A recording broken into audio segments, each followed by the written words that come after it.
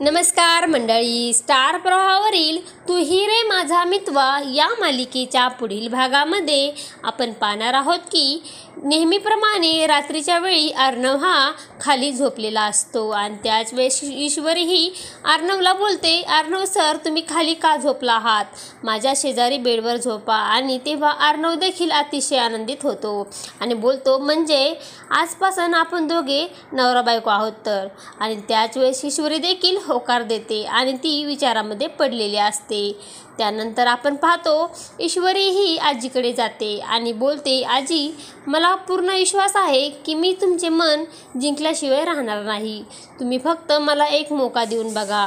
आणि त्याच वेळेस आजी देखील बोलते, ठीक आहे मी तुला एक संधी देते, आजची कोजागिरी पौर्णिमा तुम्हाला साजरी करून दाखव. आणि तेव्हा ईश्वरी देखील तयार होते.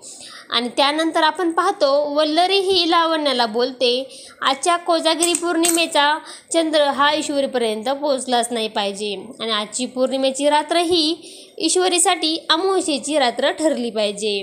असा विचार करून दोघेही खूप मोठा प्लॅन तयार करतात. आता पुढे येणाऱ्या भागामध्ये ईश्वरी ही कोजागिरी पौर्णिमा साजरी करून आजीचे मन जिंकेल का हे पाहणे अतिशय रंजक ठरणार आहे.